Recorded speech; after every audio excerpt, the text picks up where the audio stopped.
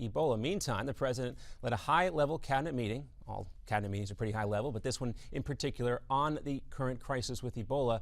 And a second confirmed case now in Texas from a person contracting the disease in the United States. Many people are asking, is it time to bring FEMA into all this? Who really is in charge? To go further in depth on this issue right now, we're joined by Florida Congressman John Mica, a member of the House Oversight and Government Reform Committee and the House Committee on Transportation. Thank you very much for joining us, Congressman.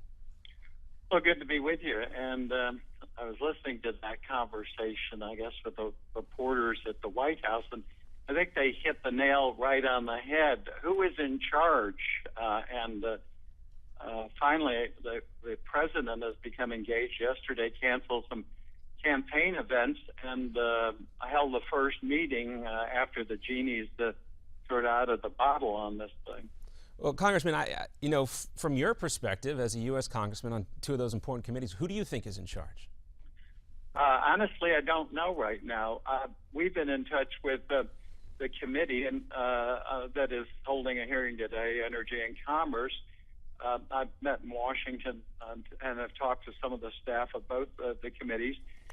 We're trying to make certain that all these stovepipes of operations, the right hand knows what the left hand's doing. This is really the president's responsibility in getting someone in charge and making certain that we have the American people protected.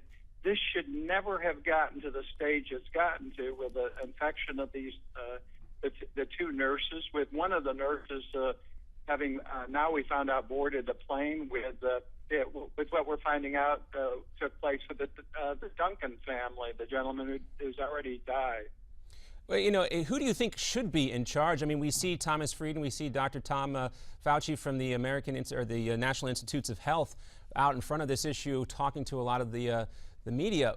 But none of them have any authority. People need to be quarantined. The nurse never should have gotten on that plane. We don't know how much damage has been done by that.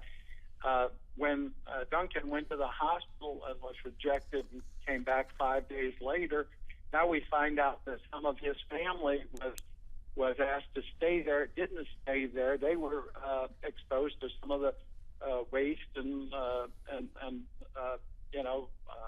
his contaminated apartment. So again, we have to have folks in charge who can do something, and it can't be stovepipe. You've got FDA who has a responsibility. You have the Center for Disease Control. You have FEMA. You have Customs and Border Patrol. But you've got to have people who can make a decision.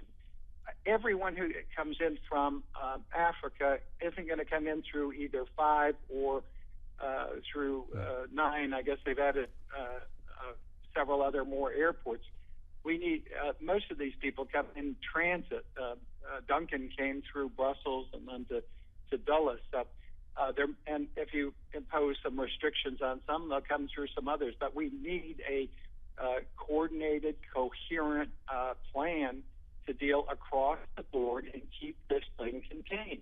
Well, Congressman, we had this hearing coming up today. Members of the CDC and also the hospital, Dallas, Texas Health Presbyterian Hospital, are going to be there today. In your opinion, who has more explaining to do today, the CDC or the hospital? With about 30 seconds left to go before we step aside for a short break. Again, I think the White House, somebody's in charge. We elect a president, a chief executive. But at this hearing today we're going to have, members of Congress are going to get... there are multiple mistakes that have been made, obviously, with the contamination, with the nurses infected, with the inability to limit the exposure that we now see as the spread. All right, Congressman, we'll leave it there for just a second. We're going to take a quick, short commercial break. We'll be right back, and we're going to talk more about the prospect of travel bans here in this country coming up right after this commercial.